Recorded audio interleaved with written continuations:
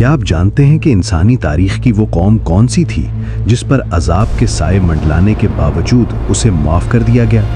اور اس قوم کے پیغمبر پر اللہ تعالیٰ کی طرف سے ایک آزمائش آئی۔ یہ واقعہ ہے عراق کے قدیم شہر نینوا کے پیغمبر حضرت یونس علیہ السلام کا۔ ایسا واقعہ جو ہمیں سکھاتا ہے کہ جب دنیا کے تمام دروازے بند ہو جائیں تو اللہ کی رحمت کا دروازہ ہمیشہ کھلا رہتا ہے۔ آئیے تاریخ کے ان اوراق کو پلٹتے ہیں جہاں ایمان اور آزمائش کا انوکھا ٹکراؤ ہوا۔ آج سے ہزاروں سال پہلے دریائے دجلہ کے مشرقی کنارے پر نینوا نامی ایک عظیم الشان شہر آباد تھا۔ یہ شہر اپنی وسعت، تجارت اور طاقت کے باعث پورے خطے میں مشہور تھا۔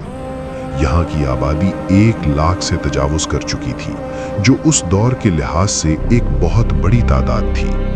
لیکن اس ترقی کے پیچھے ایک روحانی کھوکھلا پن تھا۔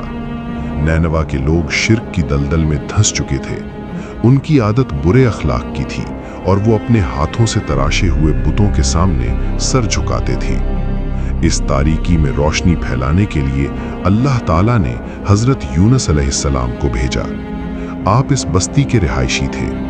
آپ صادق اور امین تھے۔ آپ نے اللہ کے حکم سے اپنی قوم کو پکارنا شروع کیا۔ اے میری قوم، ان بے جان پتھروں کی پوجا چھوڑ دو جو نہ تمہیں نفع دے سکتے ہیں نہ نقصان۔ اس ایک رب کی عبادت کرو جس نے تمہیں اور اس کائنات کو پیدا کیا۔ لیکن نینوا کے لوگ اپنے باپ دادا کے دین پر اڑے ہوئے تھے۔ وہ حضرت یونس علیہ السلام کا مذاق اڑاتے، انہیں مجنون کہتے اور ان کی دعوت کو نظر انداز کر دیتے۔ برسوں بیت گئے۔ صبح سے شام یونس علیہ السلام گلیوں اور بازاروں میں حق کی صدا بلند کرتے، لیکن صرف چند غریب اور بے بس لوگ ہی آپ پر ایمان لائے۔ قوم کے بااثر طبقے نے آپ کو دھمکیاں دینا شروع کر دیں۔ جب نافرمانی حد سے بڑھ گئی اور قوم نے حق کو تسلیم کرنے سے صاف انکار کر دیا تو حضرت یونس علیہ السلام کا دل بھر آیا۔ آپ نے انہیں خبردار کیا، اگر تم اب بھی باز نہ آئے تو یاد رکھو اللہ کا عذاب تم پر نازل ہو کر رہے گا۔ تمہارے پاس صرف 3 دن کی مہلت ہے۔ انسانی فطرت کے تحت حضرت یونس علیہ السلام اپنی قوم کے رویے سے شدید رنجیدہ اور غصے میں تھے۔ آپ نے سوچا کہ چونکہ قوم نے دعوت رد کر دی ہے اور عذاب کی وعید سنا دی گئی ہے، اس لیے اب یہاں رکنے کا کوئی فائدہ نہیں۔ اللہ کے حتمی حکم اور اذن کا انتظار کیے بغیر آپ نے نینوا چھوڑنے کا فیصلہ کر لیا۔ آپ بستی سے نکل کر سمندر کی طرف چل دیے۔ آپ کا رخ بحیرہ روم کی طرف تھا۔ راستے میں آپ کے ذہن میں طرح طرح کے خیالات تھے کہ شاید اللہ کسی دوسری بستی کے لیے آپ کا انتخاب فرمائیں گے۔ سمندر پر ایک تجارتی جہاز تھا جو مسافروں اور مال و اسباب سے بھرا ہوا تھا۔ آپ نے اس پر سوار ہونے کی درخواست کی۔ آپ کی نورانی صورت دیکھ کر لوگوں نے آپ کو جگہ دے دی۔ پانی پر سفر شروع ہوا۔ موسم خوشگوار اور لہریں پرسکون تھیں، مگر قدرت کو کچھ اور ہی منظور تھا۔ جیسے ہی جہاز کھلے سمندر میں پہنچا، اچانک آسمان پر کالی گھٹائیں چھا گئیں۔ ہواؤں نے اپنا رخ بدل لیا اور دیکھتے ہی دیکھتے ایک ہولناک طوفان اٹھا۔ ایسا طوفان جو ان لوگوں نے پہلے کبھی نہیں دیکھا تھا۔ موجیں پہاڑوں کی طرح جہاز سے ٹکرانے لگیں۔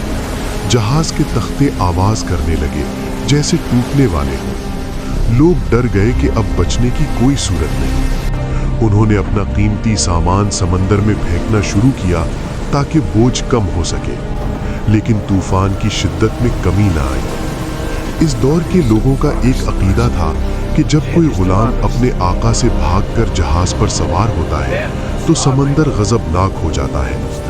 انہوں نے آپس میں مشورہ کیا کہ ہمارے درمیان کوئی ایسا شخص موجود ہے جس کی وجہ سے یہ آفت آئی ہے۔ ہمیں قرآن دازی کرنی ہوگی تاکہ معلوم ہو سکے کہ وہ کون ہے، اور اسے سمندر میں پھینکنا ہوگا تاکہ باقی سب کی جان بچ سکے۔ ایک پیالے میں سب کے نام لکھ کر ڈالے گئے۔ پہلا قرآن نکلا اور اس پر نام لکھا تھا یونس۔ لوگ حیران رہ گئے۔ انہوں نے کہا دوبارہ قرآن ڈالو۔ दूसरी बार कुरा डाला गया, फिर नाम निकला यूनुस।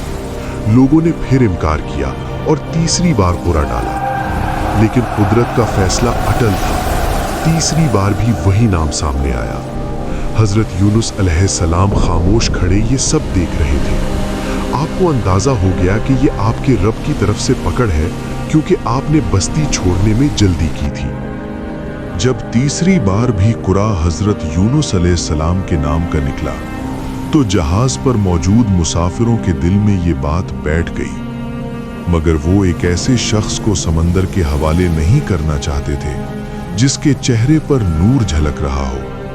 मगर तूफान बढ़ता जा रहा था, लहरें जहाज को उछाल रही थीं। यूनुस अलैहिस्सलाम, जो कि अल्लाह के नबी थे, समझ गए कि ये उनके रब का बुलावा है। आपने किसी एतराज के बगैर कमाल सब्र के साथ समंदर की खौफनाक लहरों की तरफ कदम बढ़ाया। जैसे ही आपका कदम फिजा में लहराया और आप पानी की गहराइयों में गिरे, एक अजीब खामोशी छा गई। तूफान की वो गरज, वो हवाओं का शोर, सब जैसे थम सा गया। मगर असल आजमाइश तो अभी शुरू हुई थी। अल्लाह ताला ने बहीरे रूम की गहराइयों में मौजूद एक बहुत बड़ी मछली को हुक्म दिया कि जा और यूनुस को निगल ले, लेकिन खबरदार, न उसकी हड्डियां टूटें और न उसके जिस्म पर कोई खराश आए। वो तेरा रिज्क नहीं है, बल्कि तेरे पेट में हमारी अमानत है। आप तसव्वुर कीजिए उस तन्हाई का। हजरत यूनुस अलैहिस्सलाम मछली के पेट की गहराई में थे। शुरू में आपको लगा कि शायद रूह कब्ज हो चुकी है, मगर जब आपने अपनी उंगलियों को हरकत दी और सांस की तेजी महसूस की, तो आप सजदे में गिर गए। आपने पुकारा, ऐ मेरे रब, मैंने तेरे लिए ऐसी जगह कोई इबादतगाह बनाई जहां आज तक किसी इंसान ने तेरा जिक्र नहीं किया। कई दिन और रातें इसी हालत में गुजरी। मछली समंदर की उन गहराइयों में तैरती रही जहां इंसानी अक्ल का पहुंचना भी नामुमकिन है। वहां यूनुस अलैहिस्सलाम ने एक अजीब आवाज सुनी, एक धीमी सी गूंज, जैसे पूरी कायनात तस्बीह पढ़ रही हो। अल्लाह ने आपके कानों के पर्दे खोल दिए और आपने सुना कि समंदर की छोटी मछलियां, सीपियां, यहां तक कि तह में मौजूद कंकर भी सब अपने खालिक की हम्दो सना कर रहे थे। तब आपके दिल में अपनी उस उजलत का एहसास हुआ जो उन्होंने बस्ती छोड़ने में की थी। आपकी आंखों में आंसू रवां हो गए और मछली के पेट की उस खामोशी में वो तारीखी कलिमात गूंजे, ला इलाहा इल्ला अंता सुब्हानका इन्नी कुन्तु मिनज़ ज़ालिमीन। तर्जुमा, तेरे सिवा कोई माबूद नहीं, तू पाक है, बेशक मैं ही कसूरवार हूं। अर्श के फरिश्तों ने ये आवाज सुनकर अल्लाह से अर्ज की, ऐ बारी ताला, ये एक मानूस मगर कमजोर आवाज है जो किसी अजनबी और दूर दराज जगह से आ रही है। अल्लाह ने फरमाया, ये मेरा बंदा यूनुस है जिसने मेरी नाफरमानी नहीं की बल्कि जल्दी की, और अब वो मेरी पनाह में है। इधर नैनवा में जहां यूनुस अलैहिस्सलाम अजाब की वईद करके निकले थे, वहां हालात बदल रहे थे। जैसे ही तीसरा दिन शुरू हुआ, बस्ती के ऊपर काली और सुर्खी माइल घटाएं छा गईं। परिंदे चीखने लगे, जानवर बदहवास होकर भागने लगे और फिजा में एक ऐसा खौफ तारी हो गया कि लोगों के कलेजे मुंह को आने लगे। उन्हें यकीन हो गया कि यूनुस अलैहिस्सलाम ने जो कहा था वो सच था। अज़ाब इलाही उनकी दहलीज पर दस्तक दे रहा था। इस नाजुक मोड़ पर नैनवा के लोगों ने वो काम किया जो तारीख में किसी और कौम ने नहीं किया। बस्ती के तमाम लोग, बूढ़े, जवान, औरतें और बच्चे अपने घरों से निकलकर एक मैदान में जमा हो गए। उन्होंने अपने जानवरों को भी साथ लिया। पूरे नैनवा में एक ही चीखो पुकार थी, यूनुस के रब, हम तुझ पर ईमान लाए, हमें माफ कर दे और हमसे अजाब टाल दे। औरतें रो रही थीं, बच्चे बिलक रहे थे, जानवर अपनी जुबान में दहाइयाँ दे रहे थे। ये तौबा इतनी सच्ची थी कि अल्लाह की रहमत जोश में आ गई। अल्लाह ने उनका अजाब डाल दिया और उनकी तौबा कबूल फरमा ली। दूसरी तरफ समंदर की लहरों में अल्लाह ने मछली को हुक्म दिया कि वो यूनुस अलैहिस्सलाम को समंदर के किनारे पर उगल दे। मछली एक बंजर और रेतले साहिल पर आई और अल्लाह के हुक्म की तामील की। हज़रत यूनुस अलैहिस्सलाम जब बाहर निकले तो आपकी हालत इंतहाई नाजुक थी। मछली के पेट की तेजाबियत और नमकीन पानी ने आपकी जिल्द को इंतहाई हसास और नरम कर दिया था, जैसे किसी नौमौलूद बच्चे की जिल्द होती है। धूप नाकाबिले बर्दाश्त थी। अल्लाह ने अपनी कुदरत से वहाँ कद्दू की बेल उगा दी, जिसके बड़े बड़े पत्तों ने आपको साया फराहम किया, और उसी की खुशबू से मक्खियाँ और दीगर हशरात आपसे दूर रहे। अल्लाह ने वहाँ एक पहाड़ी बकरी को मामूर किया, जो सुबह शाम आती और आप उसका दूध पीते। आहिस्ता आहिस्ता आपकी कुव्वत बहाल हुई और आप दोबारा सेहतयाब हो गए। जब आप मुकम्मल सेहतयाब हो गए तो अल्लाह का हुक्म आया, यूनुस अब अपनी बस्ती की तरफ लौट जाओ। हज़रत यूनुस अलैहिस्सलाम जब नैनवा की हुदूद में पहुंचे तो आप हैरान रह गए कि जिस बस्ती को आप अजाब की वईद दे गए थे, वहाँ के लोग अब बुतों की बजाय अल्लाह की तस्बीह पढ़ रहे हैं। पूरे शहर में जश्न का समा था। जैसे ही लोगों को पता चला कि उनका नबी वापस आ गया, वो आपके इस्तकबाल के लिए निकल आए। 1 लाख से ज़ायद इंसानों का मजमा आपके सामने सर झुकाए खड़ा था। ये मंजर तारीख का वो अजीम मोड़ था जहां एक ऐसी कौम जिस पर अजाब आकर टल गया, उनकी सच्ची तौबा की वजह से। तारीख में इससे पहले ऐसी कोई कौम नहीं मिलती जिसने तौबा की हो और उससे अजाब हटा दिया गया हो। हज़रत यूनुस अलैहिस्सलाम की ये दास्तान हमें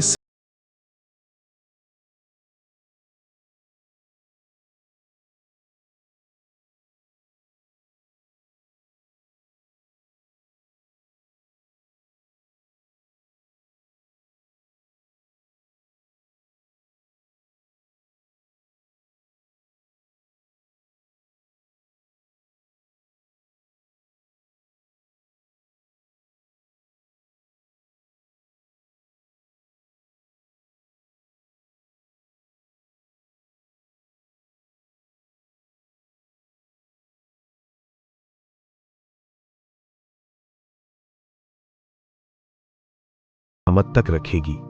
हमें भी सच्ची तौबा करनी चाहिए और इस दुआ को मामूल बनाना चाहिए।